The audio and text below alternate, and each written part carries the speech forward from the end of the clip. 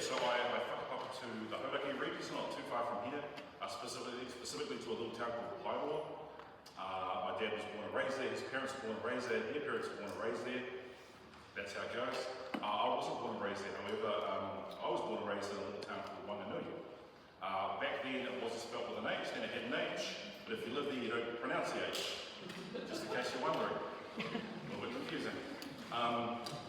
But, 6 words in a reader for kids in a primary school, that's apparently confusing. How that means. Okay. So, didn't land well with some faces. I've only got an hour and a half. I won't go into all my childhood trauma at school, missing out on my culture, language, and identity. Let's not go there today. But yeah, so born and raised in Wanganui, and I have lived most of my life now in the Hawke's Bay region. Was in Hastings, now I live in Napier, and that's where I still reside when I'm not travelling, which is most of the time. So, yeah, I am an educator. I have been an educator for the past quarter of a century. I like saying it like that because it sounds like really prestigious, a quarter of a century. And probably this room there are people who have been doing it for even longer. But yeah, 25 years in education, not too bad for a kid, and I still count myself as a kid that dropped out of high school, really. So yeah, I felt like I did okay. Never ever thought I'd be a teacher. A couple of experiences pushed me towards it. I was on a sports course coming out of high school, and we spent a lot of time working in schools, in primary schools mainly, doing coaching with kids. And I felt like they got a lot from me, and in the same token, I felt like I got a lot from doing it, so it was very reciprocal. So I enjoyed that. But the turning point for me truly was an afternoon at swimming pool with the IHC. But what's that going to be like? Because I have no clue. But watching these people be their authentic selves really changed things for me, and said I need to be working with people. So I got into education through Massey University down in Palmy, and became an educator. Started teaching at a little place called Flaxmere. Probably heard of Flaxmere? So amazing, right? So all kinds of other towns, you're like, nah, but everyone's heard of Flaxmere because it is the murder capital of Spain. It truly is. And seriously, when these murders happen, I know all these people, I know their families. That's exactly what it's like. So I spend most of my time teaching in the old system, low decile schools. So interesting seeing the narrative from the Minister of Education. Yeah, there was a tone in that, I did change it. You can like it or not, doesn't worry me, I never voted for them, I'm not complicit. But this whole narrative around low socioeconomic communities with these high school principals whinging about the fact that their kids are just gaming the system anyway. They're choosing the easiest subjects. When you have a system that's not built for you, what do you expect, right? So interesting corridor around that. Could write a book about it, just make sure we limit the amount of Te Reo Māori in the book. So, part of my brain and I am right now, you could argue. We'll talk about this. But yeah, so got into education, spent my time mainly teaching, so my teaching part of my career, mainly in intermediates. Never thought that was the age I wanted to teach, but once I got in there, I realised what a pivotal point that is for adolescents. There's kind of pathways they may go down, and once we don't want them to go down, we kind of steer them towards the other pathways. I think we can make a real massive difference there before things get harder to influence. Not impossible, but harder to influence as they get a little older. So I spent my time there, and then someone decided it'd be a good idea if I was a principal. That was never in the cards early on. I never wanted to be one, never wanted to be a team leader, APDP, none of that stuff interests me. I just wanted to make a difference with kids. But I think you realise, and I'm sure if you've moved up into management positions, there's like a lid there's a lid on what you're able to do. And if you have some amazing ideas, you can't always get them off. So I did move pretty quickly through the ranks and became a principal, and we tried some stuff. But before I get into the stuff we tried, I really wanted to just link back to this quote, because I left it up there for a little while for it to soak in. Because to me, personally, this is the essence of life. That without this quote and that philosophy, I wouldn't be standing here today. That quote tells me that people can change. That's what that quote says. I'm not sure what you take away from it, and that's cool, that's your journey. But for me, I'll tell you why it's important to me as well. Do the best you can until you know better, then when you know better, do better. I was in Chicago about 5 years ago, and my son Casey sent me a text message, and I received that text message, jumped out of bed, received the text message, and this is what it said. 3 short sentences from my son, who was 22 at the time. Happy Father's Day, I love you, I'm proud of the man you are now. That's what the text said, and I sat there on the end of that bed that day, and I cried, and I cried, and I cried. Deep guttural tears from the pits of my stomach. Some of you will know that. Some of you won't want to acknowledge that you know that, but you know that, right? And I cried because I don't remember him texting me the year before that to say, Happy Father's Day, or the year before that, or the year before that. So I convinced myself that my son didn't know what Father's Day was. We call that cognitive dissonance. You know, right? You also work with colleagues, right? So you know the term. That landed all right for some people. But in all seriousness, I'm receiving that message from my son, and also the other message from me was maybe he didn't know what it was, but also maybe he never saw the ads on TV and in flyers from Warehouse, Kmart, etc. about gifts. Not that it was about the gift, but he didn't give those either. And that was quite hard to hear, but lovely to hear at the same time. I needed to hear that. The next sentence though, just frozen in state when I read that one. I love you. I grew up in a home where I never heard those 3 words, I love you, from my parents. I didn't know that I never heard them. I didn't know it was important, because if you don't hear them, you don't know it's important. When I hit my 40s, all my shit came up. So if you're younger than 40, it's coming. or hopefully, you're going to be more self-aware than I was, and you're going to do the work on your inner self so that doesn't happen, and it doesn't affect the next generation, your kids to come, or your kids that you have. So yeah, it was profound hearing that. It was very healing hearing that from my son, and it also told me that we in my family had broken the cycle, because the reason I never received those words from my mother were because she never received them from her parents. When you dig deeper, this is how you dig deeper on this, and you hear stories of my nan and granddad. So on my dad's side I'm Māori, on my mum's side I'm Pākehā. We whakapapa on my mum's side to 2 places, to Ireland and to Sweden. On my granddad's side is the Irish side. We don't talk about stuff. And if you're Irish, you might not like the next thing I'm going to say, but you're probably well aware. We just drink our emotions away, right? And that was Granddad. Granddad also fought in World War II. Granddad's dad fought in World War I. We don't talk about that stuff either. So I grew up in a home where we didn't talk about anything that was important. In my home now, where my wife lives, my youngest daughter who's 17, my other children are adults now that moved out, and our 2 dogs live, we talk about real stuff. We've broken the cycle. So beautiful to hear that. But that last sentence on that text from my son, that last sentence, I'm proud of the man you are now. What kind of dick was I before then? but I knew what kind of person I was, or I'd become aware of what kind of person I was, because he's not the only one sending that message. And this is this lack of self-awareness, right? And I remember beginning of last year going back to Flaxmere, but not to the school I started at, but to a different school in Flaxmere, and I had a contract with that school, involved about 150 hours worth of work alongside them. And with this particular school, on the first day, staff only day, whole staff, like a crowd probably double the size in this room, the principal introduces me and she says, this is Jase, and we've known of each other for the past 20 years. That's true, of each other. We didn't know each other, we knew of each other, so that was a very true statement. Then she stops, and I'm pretty sure she's in her limbic brain, her emotional brain at this point. She said this, I used to think Jase was a real dick. In front of like 100 people. Who I now have to work with in depth and develop this relational trust with. She just said, I used to be a dick. But she said, used to. A week prior to that, I received a text from Lisa, who's the deputy principal of that school. And Lisa worked with me for 8 years in my school. I helped her get the job at that school. And Lisa goes, I'm so excited you're coming to share all this whakaaro with our staff. We need it. She says, I know you're going to make a real difference here with us. But you know what, Jase? It used to be real hard to work with sometimes. The same consistent message keeps coming back. I was completely unaware.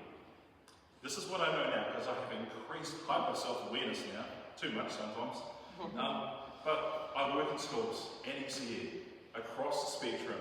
Kura Kaupapa Māori, Kura Iwi, Koha Reo, ECE, kindies and other ECE providers, mainstream primary, intermediate, high school, specialist school, area school, everyone. I work with everyone.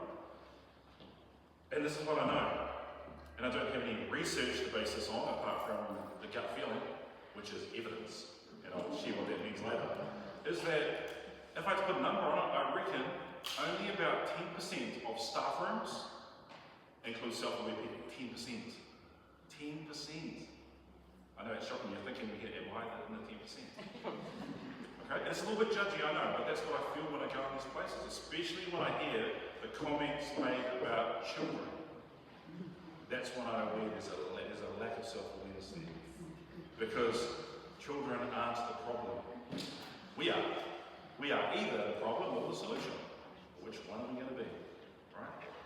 So, now I've got to jump. My old school, Henry Hill School in Napier. We decided we had to change things, we had to do something differently as a contributing primary school, because the narrative was, kids would come in and we would say, this narrative, you probably heard it, you may have even said it, kids are not school ready. That's what we would say. Kids would come into our school that didn't have alphabet, sounds, didn't know colours, all of these kind of narratives, and we would blame the whānau, and we would blame whatever ECE they came from. We would blame. I've worked in intermediate too. When kids would come into our intermediate, when I was an educator, I would, the school would. That primary school is hopeless, these kids can't do that, that and that. I've worked in high schools. That bloody intermediate, these kids can't do that, that, that. Society, that bloody high school, these kids can't do, this is the narrative, right? And it all floats downhill, and at the bottom is ECE. And ECE gives all the blame, all the blame. So I had to reframe how I thought about education. And it starts like this. ECE's role, anyone from ECE here? Okay, you're probably going to like this. ECE's role is not, it never has been, I don't care what the curriculum says. The role is not to make kids school ready, it's not the role. The role is to absolutely meet every single child where they are at. That's the role. Primary school, our job, exactly the same thing. Intermediate, exactly the same thing. High school, you get the picture. That's the role, meet people where they are. Equity, not equality. So if we had equality, and let's say Phil has a BMW, do you? Have a BMW? No, I don't. Okay, let's say let's upgrade a little bit. Let's upgrade a little bit. Let's say Phil's driving around in a Lambo. Okay? You get one of those? So I saw Judith Collins. Everyone in this room is on at least 147k. Now the poor sorry she gave, which wasn't a sorry. But let's say Phil does drive a Lambo. The quality says we will drive one too. Then a Lambo is not cool anymore. So we can't have that. It's not going to happen in our lifetimes, in our kids' lifetimes, and I'm being a little, it's not going to happen, right? But equity can. Just meeting every single person where they're at, that can happen. So for us, it meant this. It meant meeting our children where they're at. And when they came into our school, doing what we'd always done ain't going to work. So we essentially created ECE in a school and meet the kids where they're at, because that's where they're at. We prioritise hands-on based learning. If you teach, say, intermediate or high school level in here, you'll know the importance of cutting out along a straight line and knowing most of your kids probably aren't great at it at the age of 12 or 13. Right?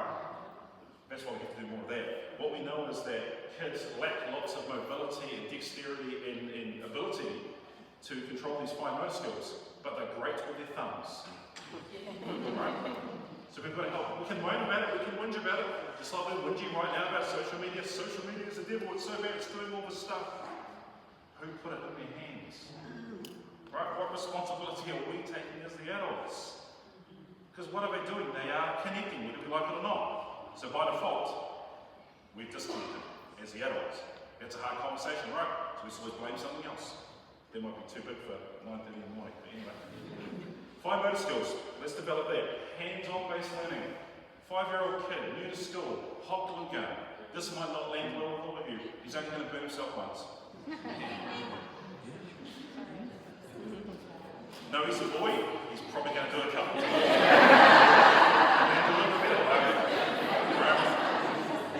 We've got to give opportunities for kids to learn. Right, hands-on learning with some risk. Right? Play. Not just for 5-year-olds, but for 18-year-olds too. Human beings are designed to learn through doing and play. Human beings. There's not an age limit on it. So what they do at ECE is what we should do. When people say to me, Jase, how can we make things better in our primary school? When's the last time you went to a kindy? That's what I would say. Intermediates, how can we make things better? When's the last time you went to a kindy? High schools, should we go back and see what they did at intermediate? Well, you can, but when's the last time you went to a kindy? That's the answer. Or a specialist school if there's one in the area, right? Because kindergartens and specialist schools are two spaces where, without a doubt, you have to meet kids where they're at. You can't not. It will implode. Mainstream schooling, we do have a choice. We do have a choice. We prioritise movement. Movement is so important, right? Movement. If you're standing in front of a crowd and delivering a speech, and those words aren't coming, start moving around. Movement, right? What happens is the body becomes regulated, trying to find that state of equilibrium, homeostasis, motor. It re-engages the prefrontal cortex where that knowledge lives. But if you're static, so it's that brain state, right? So you can't access that stuff. So for those of you that are in high schools or even intermediates, and you've got kids sitting down doing exams and tests and such, I know you have to, but what do they prove is the question I ask. What do they prove? Who can remain regulated under stress? Under stress. How can we help with that stress? We can't change the roads and we can't change the system as such, because the system doesn't ask for consultation, but already makes decisions. That's my limbic brain talking now. I've never thought about that, but that's just coming out. Right? But what we can do to support kids is get them moving beforehand. We did this one, you remember the PAT tests? We were doing those still at one point in time. I think to triangulate data, that sounds real stupid there too. Because it is, but anyway. We triangulated data. And anyway, I'm sorry if there's data research people here. You can love it, no one else does. But we triangulated this data with this PAT test. I thought, why don't we try something? Why don't we get the kids in a physical and emotional state to be able to do, hopefully, better in this test? We did breathwork and yoga prior to doing the PAT test. We had the greatest academic achievement we've ever had from one of those tests, a standardised test ever. So that's what we started doing. It's not rocket science stuff, it is neuroscience stuff. Right, so movement. If we, and here's people that want silver bullets today, here's one. If you prioritise the first 10 to 15 minutes of your day, whatever level of education you're in, and get people physically moving their bodies, you set them up for success that day. If you don't, human beings are designed to move. Those kids, those kids in your class, they are going to move anyway, and you are not going to like it. So give them the opportunity to release that energy from their body. Right? If you don't, you're going to spend longer time on the back end making up for a lack of it, and all you're going to have up your sleeve are punitive measures. Not going to help. It's going to rupture connection with that kid. So prioritise movements. We prioritise this as well, our connections with whānau. I know you're all educators, so you always preach relationships and connections. It's everywhere. It's not always felt everywhere though. And that's what we should be questioning, right? We should ask the kid that's in our school, sitting all by themselves, isolated from other kids, either because they don't feel safe enough to be with others or they're outcasted by others. We're a school about connection. How do we help you connect? What do we need to do to connect with you? We probably don't do that a lot, right? I would argue as well, when we're writing our strategic plans and charters, they used to be, when we're doing all that kind of stuff, I think we focus too much on the top end, when we should be focused more on the kids we stand down and exclude and expel on those kids and say, what didn't we do well enough with you that we can learn from? And then base what we do on that. So no one falls through the cracks moving forward. But we don't, because the system always just says, we just want this data so we can appease PISA. What even is that? Like seriously, how does it impact and affect our lives really? I've been doing this for a quarter of a century. It made no difference to my life. I keep hearing about it in political cycles that we're falling behind in PISA. I know what pizza is. I know it's a leading tower PISA, but it doesn't have any influence on my life. What's it's made no difference to me at all. But we keep going on about it. Just keep hearing about all these jobs overseas now. We are here right now. It's not relevant, right? And if kids do go overseas like they are in record numbers, doing something wrong. PISA's not the be-all and end-all. Apparently it is. But we prioritise connections, real connections with whānau. That we want you to sit with your kid. We want you to be immersed in this learning so you understand that learning is different than, say, 15, 20 years before you were at primary school. We want to immerse them in that so they feel safe. It's true relational safety. And ultimately, when you get learning right, it looks like that. It's a mess. And it's supposed to be. It's not linear, it's not in boxes. Who gives a shit how you assess it? This is learning. And that's what it looks like. Based on those connections, we did this too. We prioritised connections. We got rid of parent-teacher conferences. That may not be something you want to do, and that's cool. We just realised in our school that for a lot of our community, we are the system, whether we like it or not. No matter how cool we try to make our school, we are still the system, and a lot of our community didn't have a great schooling or life with the system wrapped around them or training them in some cases. So we do things differently. So we instead invite a whānau in, sit with your kids in class, once a term for an hour, and learn with them.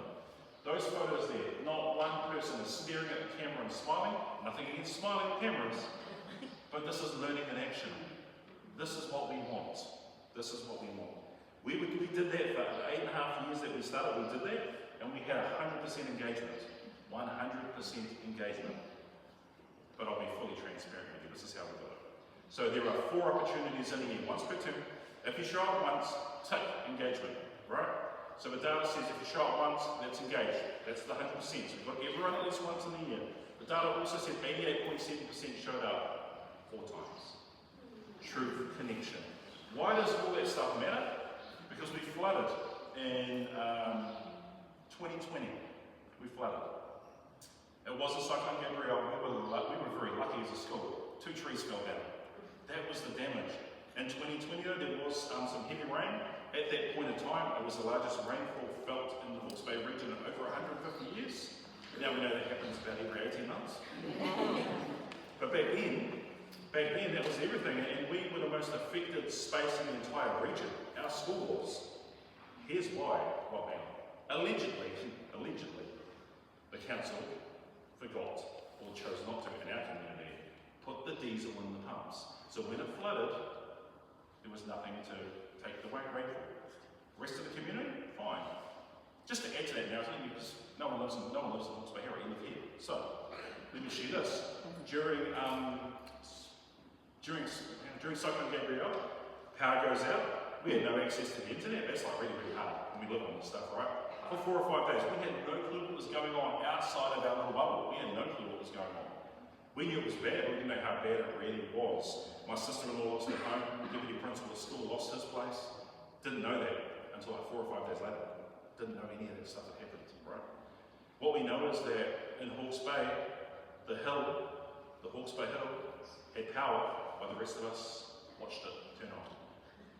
You'd been money to the hill, just saying. That's how this stuff moves, right?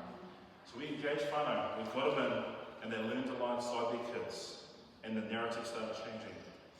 Whānau working with kids. You've never seen faces that look like that at any of the conferences. We knew that childcare was a barrier.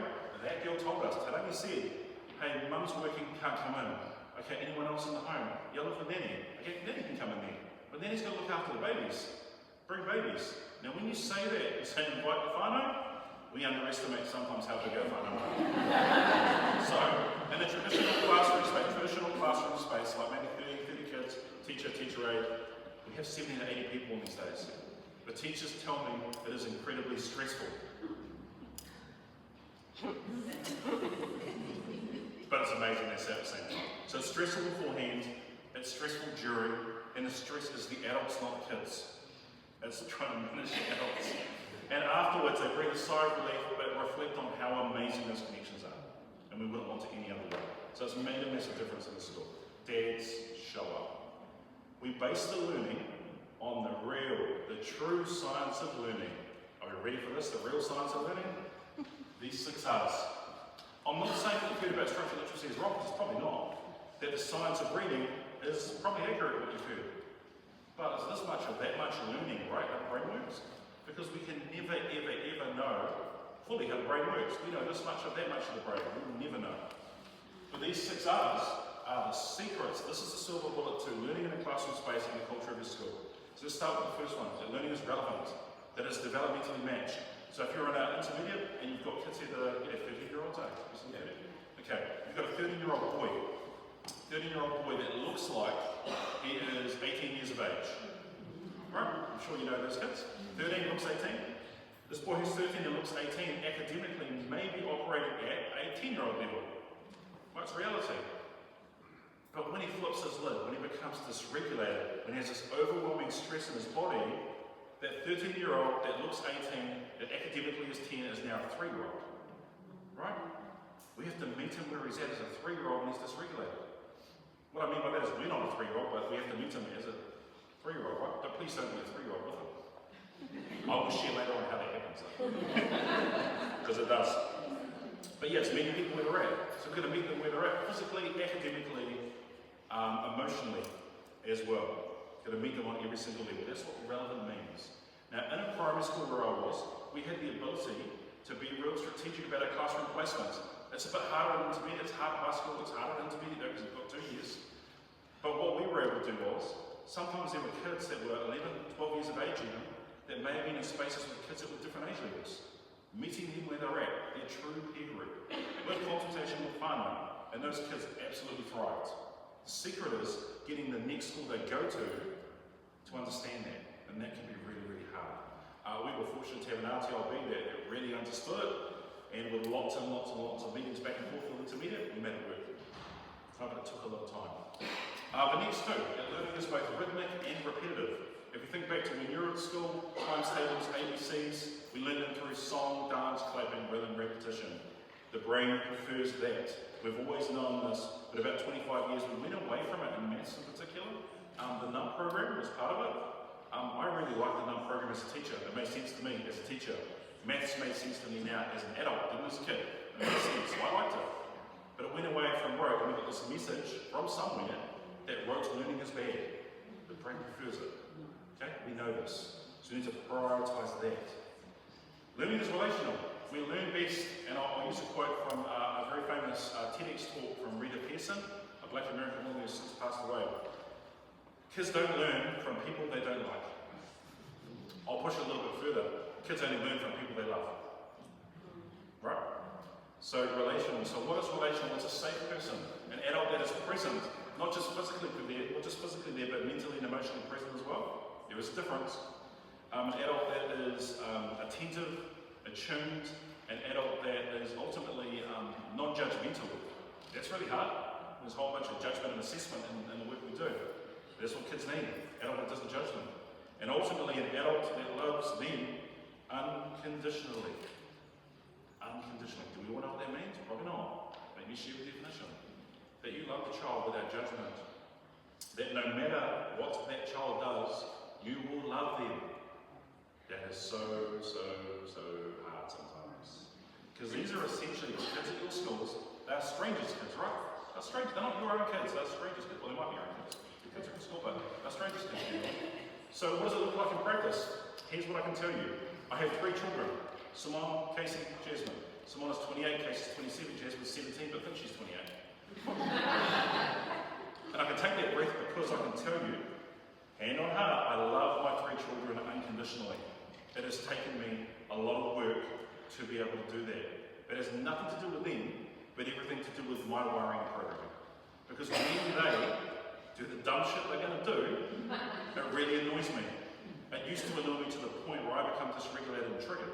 I brought up all my childhood stuff, but I've worked on that, so now I can hold space. My teenage daughter at home says the dumbest of stuff most days. But I can breathe through it. I can feel the emotions and breathe through it. And it's all good, because I love her unconditionally. I have 3 grandchildren, Isaiah, Joseph, and Machu. Machu was the youngest, he just turned 1 a couple of weeks ago. Machu was absolutely delicious. Machu, I love unconditionally. His 2 older brothers, I love very, very, very much. do you see the difference? So, what I can tell you in all seriousness is that I am so close to being able to love my 2 mokopuna unconditionally. I'm so close. It has taken lots of breath work, lots of walking away, lots of strategies to be able to do that, because the thing they do that frustrates me the most is when they hurt each other.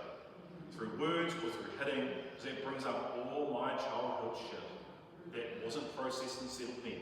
So when they do it, it all comes up. So I'm not present as a 47-year-old man with them that should love them unconditionally. I am now a 5-year-old with a 7 and 8 year old, you can see how that's not very helpful. And that is what trauma does. Right? So ultimately, kids need unconditional love. So if you can't love kids unconditionally, it's really, really easy then. Just love them. Just love them. If that's really, really hard, like them. If that's really, really hard, there are other jobs.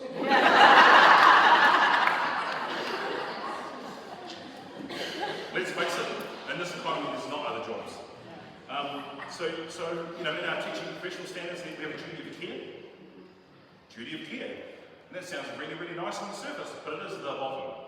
Right? But if that's where we're at, that's where we're at. Deal with our own stuff so we can love them ultimately unconditionally. That's the goal. Alright, the next one, respectful. In this country, we would use the terminology culturally responsive pedagogical practice, which is meeting people where they're at. Right? That's what operates, that's what helps the brain learn. And finally, rewarding. Here's what it doesn't mean, and this is going to be polarizing for many people. It doesn't mean stickers, stamps, tokens, any kind of manipulation.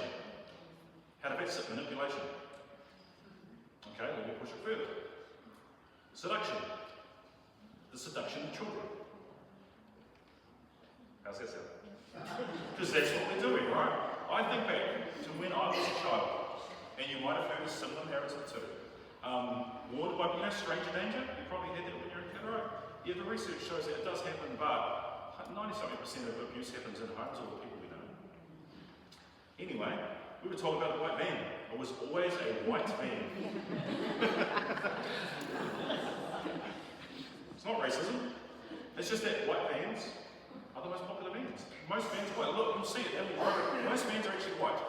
We were told that they probably have tinted windows in the van. The door over to the window winds down, there's probably an old man in it. Or just be an old man, this is the narrative. And then he will try and coerce you in there. Manipulate, seduction, coercion, it's the same story.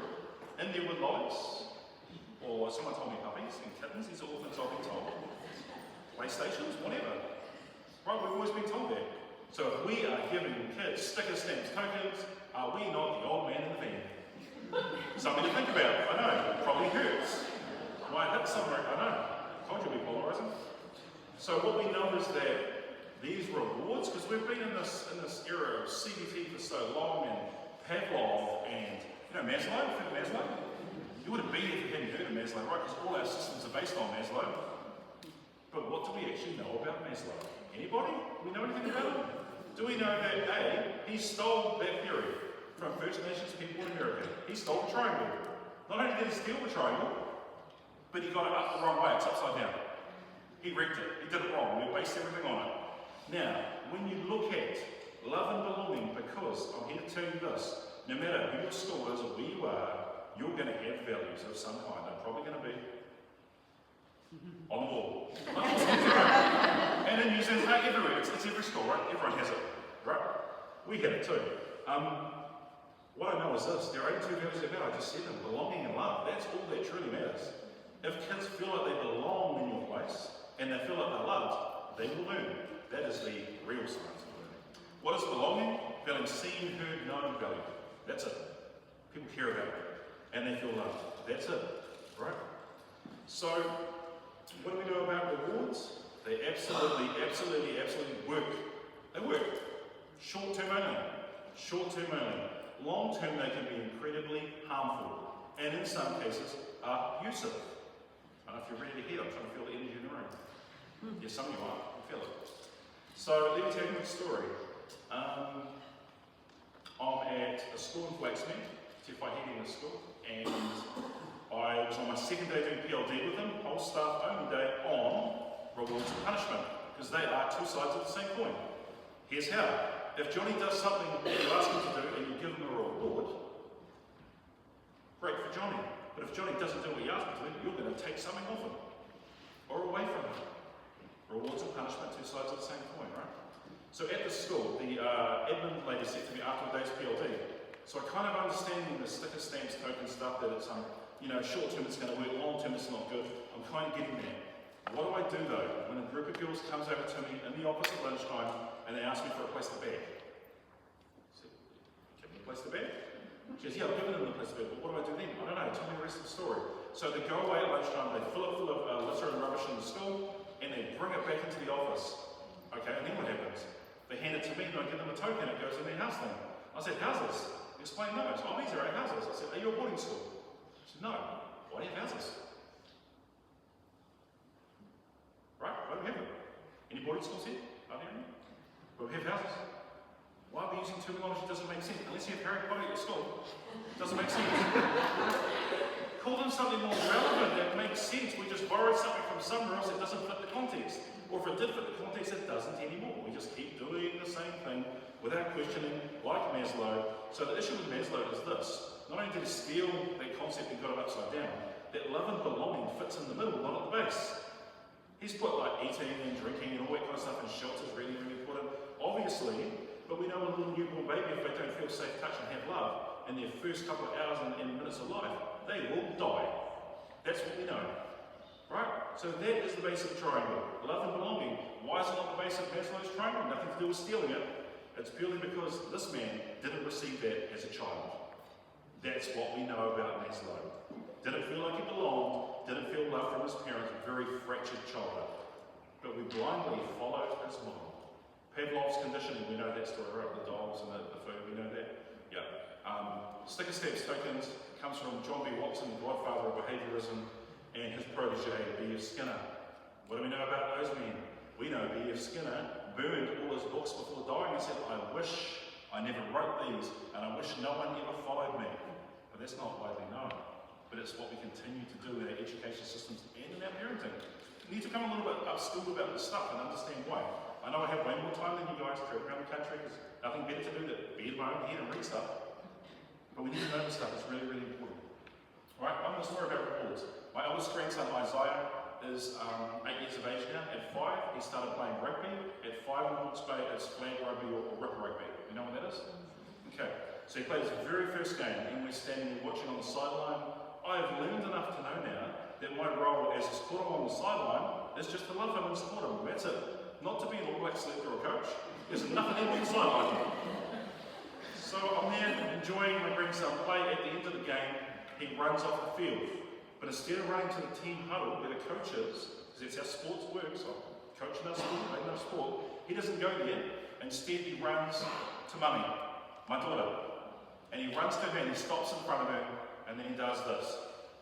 Hand out. My daughter leans in. Hey Dad, do you have any money? I said, yeah, why? We're paying Isaiah per try. I'm like, oh. That didn't hit enough for some people, so okay, can you cross it? Okay.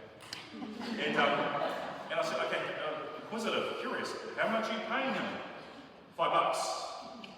I stop, go into my limbic brain and start laughing my head off, because he scored 7. Now, trust me, I wasn't laughing when she said, have you got some money?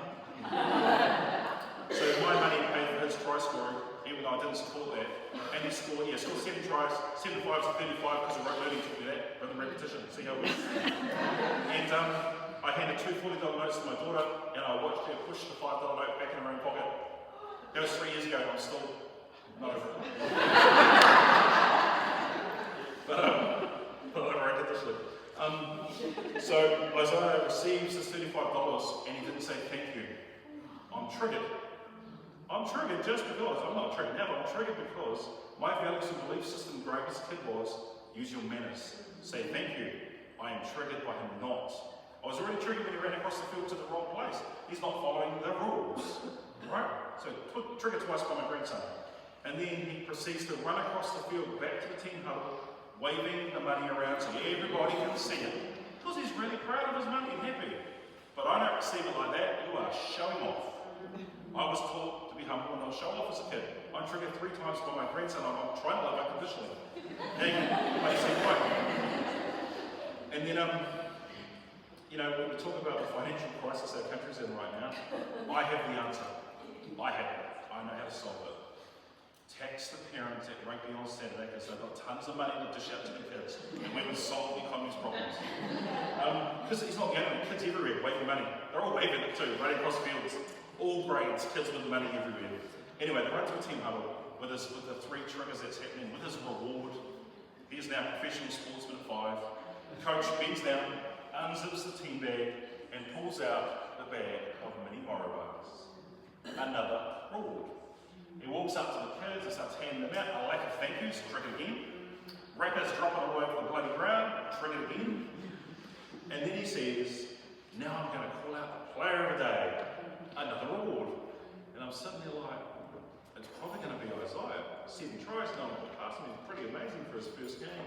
Sure enough, Isaiah gets called out. He's like, yay, he walks over to coach, walks over, stands in front of him like this. He's going to get something, a reward. But the coach is standing there like that. Connection. My grandson doesn't get it, but then he manipulated his hand as he dropped his wrapper, triggered by that. Shakes the coach's hand, receives a certificate, no thank you, triggered by that. And then he proceeds to walk to his mum, my daughter, and says, hey mummy, whereabouts is the ticket? Ticket? He means, where is the cheeseburger voucher? The coach says, Isaiah, hang on. Here's your cheeseburger voucher. So the kids were given diabetes and obesity at a road But the rewards. Why are we not shocked by this? Because we are socially conditioned by it. That's what we do. It is generation steep, only about 3 generations steep. Be hard pressed if your great-great-grandparents were alive to say, hey, did you get all this stuff when you were a kid? The answer will probably be no. It is new, right? So we can change it. We can absolutely change it. So again, rewards work, but only in the short term. I do have a resource I'm going to show you later, because you can see some of your faces. Not loving it, not buying it, that's okay.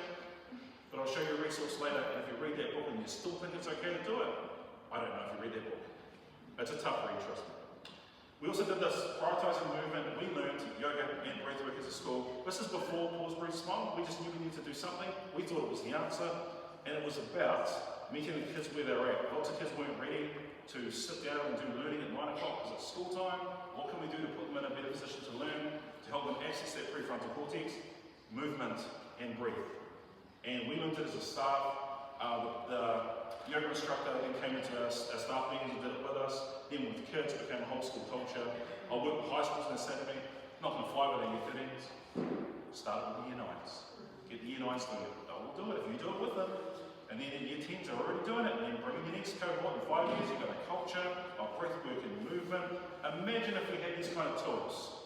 Would our suicide for males be as high if we had some tools? We know the answer. These 2 kids have a real horrible story. I'm not going to go into it, but think of the worst things that can happen to children. They're doing a very vulnerable yoga pose with their bodies opened up to other people, and they also have their eyes closed because they feel safe.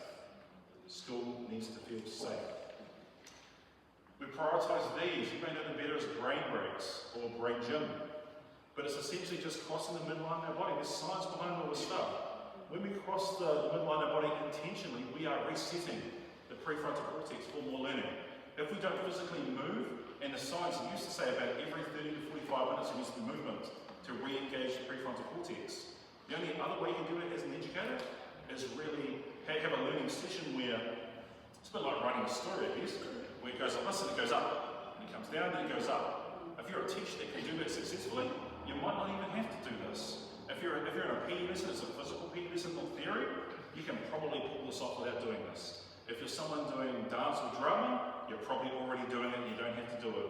If you're doing hard materials and there's lots of movements involved as well as physical movement with your hands and fine motor skills, you can probably pull it off. If you're doing an English lesson, nothing against English, it was my favourite subject at school. My favourite ever teacher is a headmaster in Northcote. His name is Tim O'Connor. How'd that land? My favourite teacher. I don't agree with everything he says now, but he was my favourite teacher. And also, underlying the stuff that comes out of his mouth in the media is the same teacher.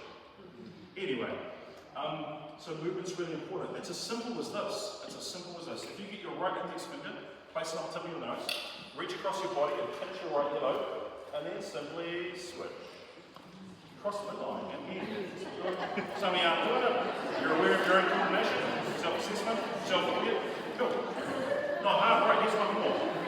Left arm, right index finger. Left arm, right index finger. On 3, we're going to switch. 1, 2, 3, switch. There's somebody doing that. Right? Cool. Here's the secret though.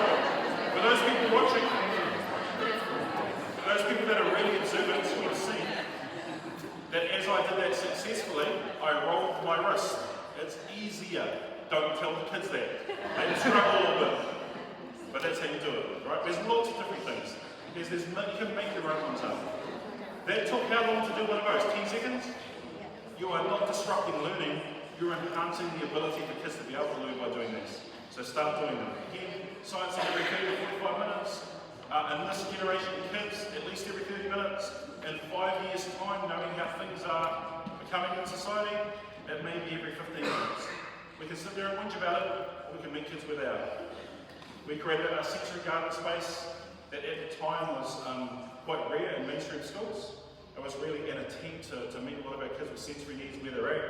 It also became a space where other kids went to connect and regulate themselves. So we know that the best way to regulate a human being is through connection with another human being that is calm. We know that. We call that science co-regulation.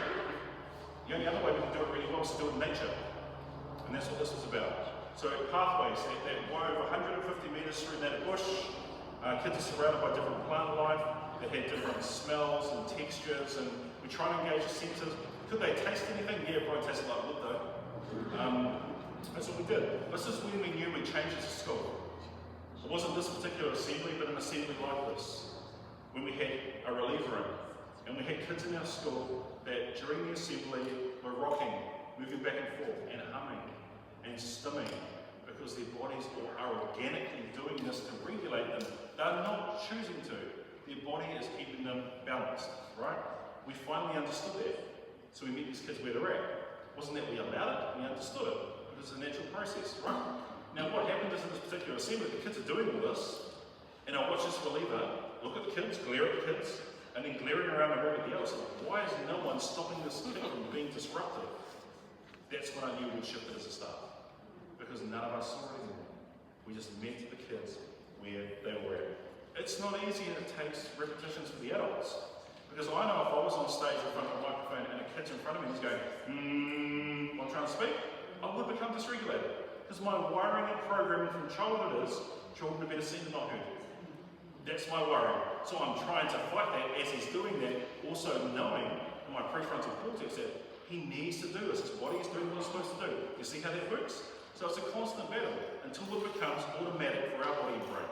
So it takes time to develop that. We were published in the Education Gazette a number of years ago. That was really, really cool to start getting the story up there, which then led to thousands of visitors coming over a 2-3 year period to check out sensory garden, the yoga we were doing, the fact that our school had amongst, in the national standard era, the highest data in the entire country. Not bad when 3 years before that we were sitting around 56%, where we had the most intense error review ever seen in this country. They wouldn't tell you that, but the people there at the time told us that. We're the most experienced team in the country because local schools didn't believe how much our data had improved. How do we improve it? Knowledge. Right? For some of us, there were these massive shifts overnight for kids because we started changing ourselves. We were the barrier as the adults. It's really hard sometimes as adults to look in the mirror and see a true reflection staring back at you. It hurts sometimes. We were visited by the previous Minister of Education. You know, the one that was an educator. And Jan really liked what we're doing. And Jan invited me to her office in Parliament at the time. We had a real awesome kōrero about this. What I know is,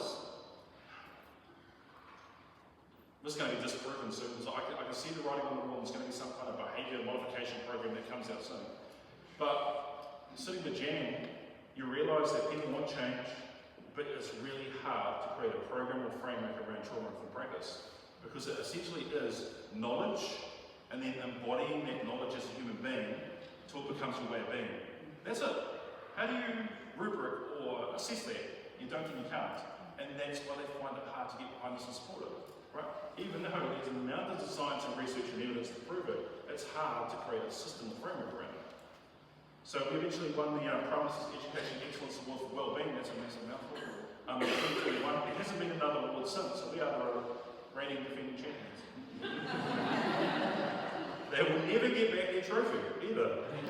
It's not because I took it, it's because on my second to last day at that school, I was up here in Auckland, actually working with the school, and one of our young men became very dysregulated. I was his go-to person, his safe person. He turned up in the office and I wasn't there, so he was already more dysregulated because I was not there. I had essentially neglected and abandoned him. That's the feeling, right? And the deputy principal is now principal there. She had an amazing connection with him, but she wasn't his person. The lady in the office was his next go-to person. She tried her best to come, didn't work. He became so dysregulated. He caught a glimpse of the Prime Minister's Education Excellence Award trophy, this big trophy, and he picked it up and he shattered it to smithereens. Safety for kids matters. Safety for kids matters. Right, and I'm going to go into that science really, really soon. So, talked a little bit about trauma. I know a lot of you here to hear that, so let's talk about the trauma. So, this was published in the New Zealand Herald, January 14th, I think it says, yes. Before we kind of went back to school this year. And this is what it said. New research, yes, factual. New Zealand-based research, finally. Our own research about our own kids. And it said, 9 in 10 Kiwi kids endure trauma by age 8. Based on that age, that includes all your schools. Right? Sorry, not ECE, but all the schools. Is it accurate, I guess, is the question. What if we did this? What if we crossed out the word 9 at the beginning and changed that for 10? That would be inaccurate. So that's accurate, and maybe the other one's accurate too. I say that because everybody has trauma. Everybody. And I'm going to show you the definition and prove it to you. This is the first part of a 3-part definition I use to define trauma. Trauma is not what happens to you, it's what happens inside you as a result of what happened to you. That comes from Dr. Kāpai Māori, who was regarded as the world's leading expert in trauma. Anyone aware of Kāpai Māori's work? He was here in Auckland. Did anyone go and see him? Amazing, eh? Did you sit with him the next day and talk about resilience with him? I did. So really, really cool. So this is what he's saying now, right? This is what he's actually saying, if you break down the definition. Because a lot of us perceive that trauma is this bad, big bad thing. And it can be, but not necessarily at the same time. So it's not about the big bad event as such. It may not be the car accident. It's not the car accident. It's not living in a home of neglect, abuse, and or abandonment. It's not those things. It's also not being sexually assaulted as a child. It's none of those things we would swear are trauma. None of those things. It's actually about the feeling inside your body as you go through those things. That is the trauma.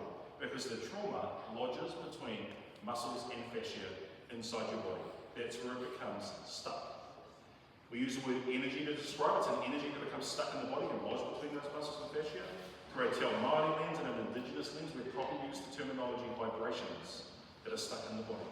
Right? Second part of that definition is this: when we needed something to happen for us, or we needed someone to show up for us, and the thing didn't happen, or the person didn't show up for us. This trauma is so common. So common. Right? We know that trauma as the label. We like labels in education, so let's label it neglected abandonment. That's what we call that particular trauma. Here's a story. We have a little girl. She is 6 years of age, and she's been in class all day. She's done our reading, our writing, our maths, and then the teacher shares that we're going to do some art after lunch. She hurriedly gets back to class after lunch. She peers through the window and she watches the teacher putting glass jars, jam jars on the table, some filled with water, some empty, brushes in some of them, paper being put out, and newspaper being put out across the desks. And this little kid's eyes light up because painting is their thing. Comes inside, creates this masterpiece painting for a 6-year-old. Teacher gives her effective praise around it. What is effective praise? Because praise is problematic just like rewards. Effective praise looks like this. We praise the journey and the process, never the outcome. Never the outcome. When we praise the outcome, we created a bar. I know some of us love bars to assess things, but we created a bar, and that child then is anxious in order to meet that bar. For who? For us. The learning becomes about us, not them. That's not building intrinsic motivation, that's purely extrinsic, just like rewards. So this teacher got that and gave effective praise. Little girl races out of the classroom that day, through the gates of school, clutching onto this painting. It's a real windy day, doesn't want it to fly away. Gets home, throws open the doors at home, sprints through the doors, is met with mum. We just went back about 3 generations. That landed anyone? Some people are like, what? Say it again. Little girl arrives home. She's met by mum. We just went back 3 generations. Because we're all at work. We live in a patriarchal and capitalist society. That didn't land with everyone because we've been socially conditioned. I'll talk about that in the person if you want. get with Mum, and Mum looks at this painting. Mum's eyes light up to it. This is beautiful, this is so amazing. Mum shares with the little girl, her daughter, hey, we're going to go and put this painting where we store the most beautifulest of paintings in the world, not the Louvre, on the fridge. Walk up to the fridge, they get the magnets, and they put the painting on the fridge, they step back, look at it lovingly, and the little girl asks the most profound question: what time is Dad getting home? Mum said, about 6 o'clock. The little girl goes, huh? Because she's 6. Mum explains, about dinner time, darling. She says, okay. She runs off to play, not do homework, because homework is stupid. Ask any kid. Anyway, so Scott walks around. How do we know? She smells the dinner, it's on the table, jumps up in the chair, Mum's in her chair, looks across, Dad's chair is empty. Mum, where's Dad? You said 6 o'clock, it must be 6 o'clock because it's dinner time.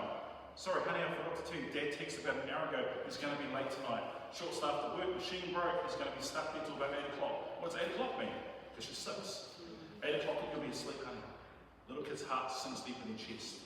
They don't receive the message that Dad can't be home because of work. This is what they receive. I'm dumb, I'm stupid, I'm not lovable, Dad doesn't love me, I'm not good enough. That's how they receive it, right? As a 6-year-old kid. She goes to bed that night with the feeling of neglect and abandonment.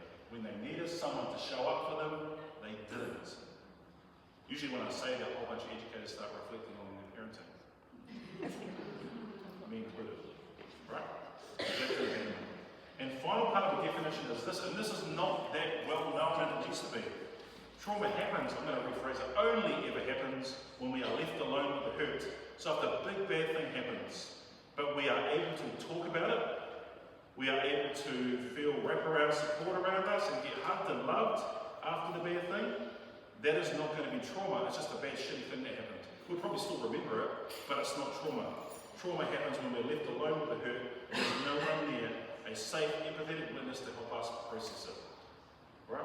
Who is most likely to be left alone in those moments without being able to talk? Children. That's why childhood trauma is so important to understand, because when it's not processed and settled as a child, it manifests later in our adulthood. And we usually don't know why, but it shows in our behaviours. So I came up with Ngā Kite o Te Mamai as a framework and model to help people better understand how they have trauma. This is based on the 3 baskets of knowledge, this is just the 3 baskets of hurt. First one is abuse of any kind, physical, sexual, emotional, mental, any kind of abuse, it sits in there, abuse. Next one, neglect and abandonment, like I just shared. And the final one, not seen, not heard, not known, not valued, not loved, not good enough. I don't think there's a single person in this room that has never felt, I'm not good enough. If you don't think you have, I'd love to sit with you later. Right? We've all received it at some stage. It's wiring and programming we received when we're very young. And as we grow up as well, maybe it's a comment from a parent growing up. Maybe it's a comment from an older sibling, bloody older siblings. Maybe it's a comment from a friend, maybe other kids at school, maybe a teacher. Someone planted a seed very early on with something they said about you or inferred about you, and you carried that. And then it pops up one day. Popped up for me on the stage at TEDx talks doing a practice. And I'm up there and all the words have disappeared from my brain. And I know in 2 hours on stage, this is being video for TEDx, it's going to live forever. People will use this to learn about trauma. Then I start feeling I'm not good enough, imposter syndrome. Right? What did I do to change that? I moved. I've sat down with thousands of people over the years in small groups and in one-to-one settings. Anyone who's ever shared their story with me, it fits in one of those. If not combinations, or if not all bloody 3. That is how we all have something. Right? This is the definition of trauma that I like now, with a little bit of help from ChatGPT version 5.0. I'll be honest, after multiple prompts. So that's a combination of the 3 ones I just gave you.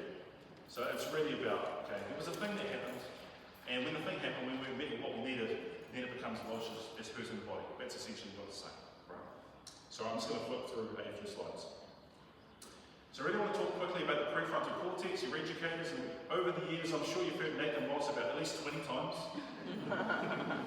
You know, an interesting thing, Nathan's a friend of mine. That's what he says to me, he goes, people just keep getting me back. I'm saying the same thing. Right? But it's because when we hear something and we connect with it, we are no longer listening. We are connecting into prior knowledge. That's how our brain works. That's why we can hear Nathan 20 bloody times and say, that was new, but he said, no, it's not. It's the same stuff. Right? One day's rich. Anyway. Prefrontal cortex. In that part of the brain, this is the part of the brain you need your kids to be in order to learn. It is also the part of the brain you need to be in to teach. Prefrontal cortex, that's where the long-term memory lives. The ability to emotionally regulate lives there. If you have received enough co-regulation over time, then you can. I was able to self-regulate truly when I was 43 years of age. True story. Right? And we've got bloody people telling ECE that you need to teach kids how to self-regulate. Ridiculous. Because you can't. Scientifically, you can't teach anybody how to self-regulate. Physiologically impossible. This is science. You learn how to self-regulate through experiencing co-regulation over multiple repetitions, hundreds, thousands for some people. That's how you learn to self-regulate. Think about the kids in your school that you know don't have the ability to self-regulate. They need co-regulation. They haven't had enough yet. It's not about blaming who's been before you. It's about you meeting them where they're at and meeting them with this co-regulation. What is co-regulation? It's essentially just remaining calm and regulated. That's it. There are people in this country that think they're experts that will tell you you need to stand with your face on a certain degree angle and you have to get down on level. No. You just have to remain calm. If there was, for example, a kid way out there on the field that lost their shit, something had happened in class, if I stand here and I focus on grounding myself and my breath work, I can literally calm them, even though they can't see me. This is how this science works. I know it's a little bit woo-woo. I thought the same thing when I sat with Stephen Porges, who essentially created this concept over in Northern Ireland. I spoke with him, and I said to him, how far is the distance on this, Stephen? He goes, oh, you can do it over oceans. No, you lost me, bro. This is what I know. I was on a Zoom, I was on a podcast the other day on a platform called Riverside, which looks just like Zoom. And I realised that we were co-regulating each other over oceans. So it's legit, right? We did this during COVID times, we were online. We smiled, the kids smiled back at us, we're in neurons.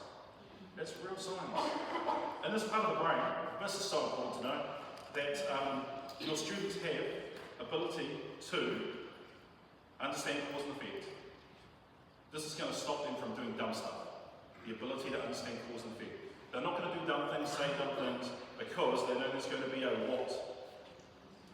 You say a consequence, but you mean punishment. That's like that one. Right? There's going to be a thing that happens, right? Because they know how the system works. Right? How do you know it works like that? Why are you doing that? Because it happened to us. This is how it works, that's generation. Right? So the kids aren't going to do dumb things because they know something bad's going to happen. So they won't. We've also programmed children from very, very young to be kind and say nice things to people. We have, right? So we're not going to, that's the worry. But when we get to that part of the brain, the limbic brain, the emotional brain, the part of the brain that your adolescents spend a lot of time in, maybe we say some stupid shit in that part of the brain, right? What do we know about that limbic brain, the emotional brain? Like I said, adolescent brain. Adolescence as a concept starts at 9 years of age. So if you're in a primary school, you have adolescence. It doesn't just start at intermediate and high school, 9 years of age. It goes anywhere if you're born female up to about 25, 27. And if you're born male, they say about 35, but I'm proof 43. Or am I yet? We'll see. Right, so that's how it works. Now we know in that part of the brain, that little orange in the amygdala, it expands, it gets bigger under stress. Its only job is to detect potential threats for us. Potential. If it's not real, it will still enact an adaptive survival response, even if it's not a real threat. Its job is to protect us by any means necessary. And it does. It pushes adrenaline and cortisol to the middle part of our spinal cord to prepare us for fight or flight. That's what it does automatically, right? So it expands, it gets bigger.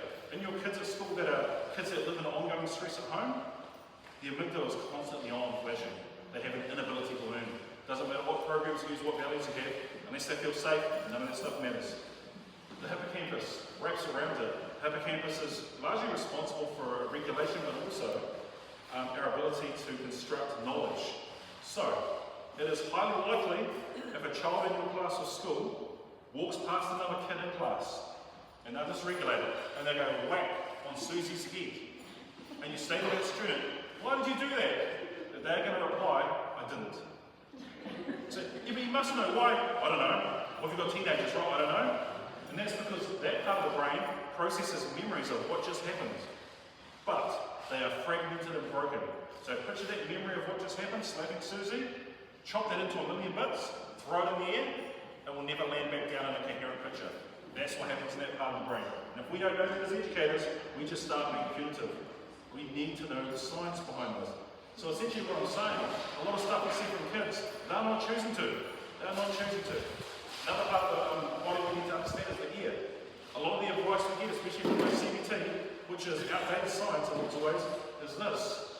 In the middle part of our earlobe lives the stapedius muscle, the tiniest muscle in our entire body. You can only see it under a microscope. When the amygdala turns on and expands, that expands at the same time. It blocks the ear canal. We can no longer hear words. So when we try and get down to a kid's level and talk calmly to them, they can't hear us. Did we know that? Probably not. What can get through there though? It does need a little bit of space.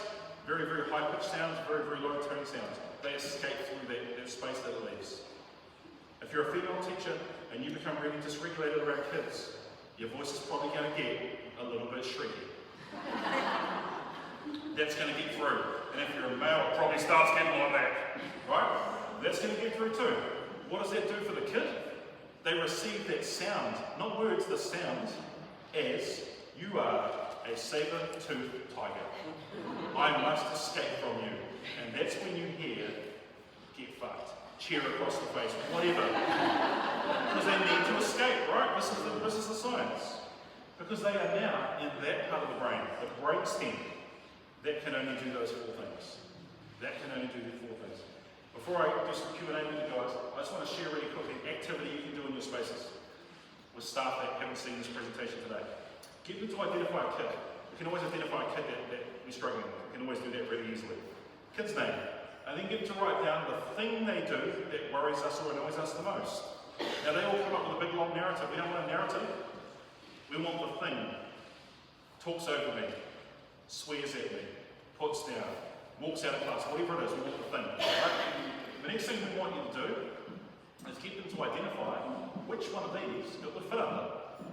If it fits under one of those, guess what? They didn't choose to.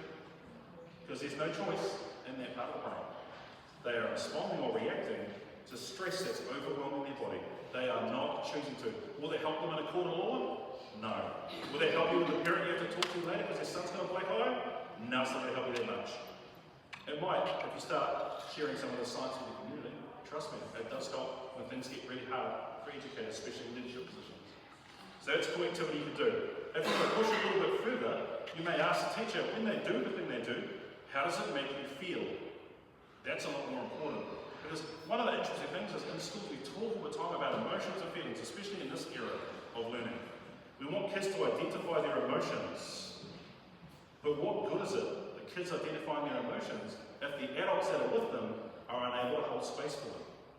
That's the question I would ask. So it's more important actually getting the adults to understand their emotions. Then they can hold space for the kid that is unable to. Because that is the building of co-regulation. That is the building of self-regulation later on. That's how this stuff works. Sorry, I'm flipping through a lot of things. We know that a regulated adult, hopefully you guys, can regulate a dysregulated child through co-regulation, through being calm and remaining regulated when they're not. That is the secret to the stuff. It is bloody hard, and it takes practice for us to be able to be like that. But if we are dysregulated as an adult, we can never regulate a dysregulated child. Right? So if we're in that state, we need someone else to come and do it with them. Someone else. Build systems in your school where you allow adults to identify, I'm not in a good place. That takes a lot of relational trust in your staff to build it. We've done it. Schools that do this with fidelity are no longer standing down kids in school. They're not seeing the behavioural stuff they saw in the past. Schools that do this, the teachers are less stressed. Finally, if we are dysregulated as an adult, we will dysregulate a regulated child. Or classroom or playground or entire school. It just takes one person. All of our energy is contagious, good or bad. It is picked up by everybody. The kids that are the most challenging for you, they speak energy long before they speak and understand words. Right? If something else said today has brought something up for you, or you want to know more about your own triggers and dysregulation, this is an amazing web-based app. It's called, you access it at www.innovoid.nz. designed to be used for 30 minutes a day for 30 days, is completely free. Completely free. Designed to be used for men. No reason women can't use it. I know thousands of women that have used it. It was created during COVID times. My friend Matt went on TV and said, if men are struggling with their mental health right now, here's my details, please reach out. 3.5 months later, he's still responding. That's how much hurt there is out there, people that want to change. So he thought, I need to do something differently. So he developed this. Free in New Zealand, free in Australia. If you've got family in Australia, I assume it's .au or maybe .com.au, whatever. They'll figure it out. It's about to be free in Wales if you've got family over there. Here are the two most profound, most impactful books you'll ever read in trauma-informed practice and education. Connections Over Compliance, written by Dr. Laurie Desautel, who essentially is the female version of me in America, who gets paid way more money and is way more famous. Laurie is coming to New Zealand in March next year.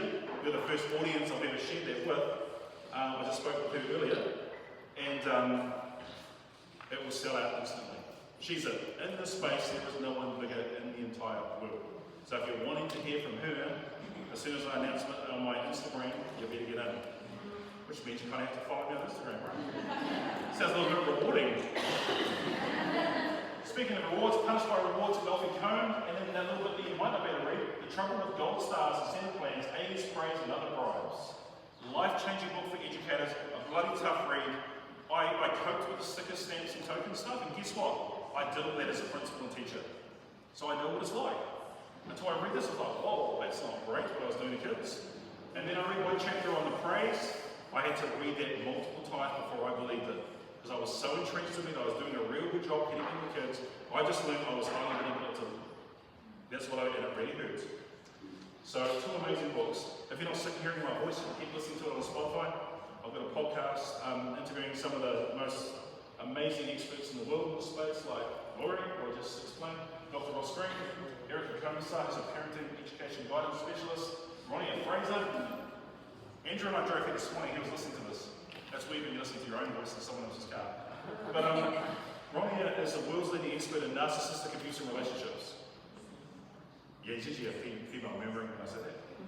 Interesting, yeah, it's interesting. If you're not sick of looking at me and listening, I've got a TEDx. I share it with people that need to hear it, you can listen to it. So when it comes to trauma, we all got our trauma for free. There were implications for that though, but it was free. So therefore the healing should be free too. So I created an Instagram account that has access to 8,500 posts that many schools use to put on those forms or use in emails for staff. I said 8,500 posts, there'll be something that connects with you. It may not connect with 8,500, but there's tons on there. There's a couple of hundred reels, so videos. I've been talking to some of these experts and other work in that, so that's all on there. You access that by going to the QR code. That's my website address, that's my email address. Plug myself for a minute. If you want to book me for next year, you better hurry up, and that's not like lying, that's like legit.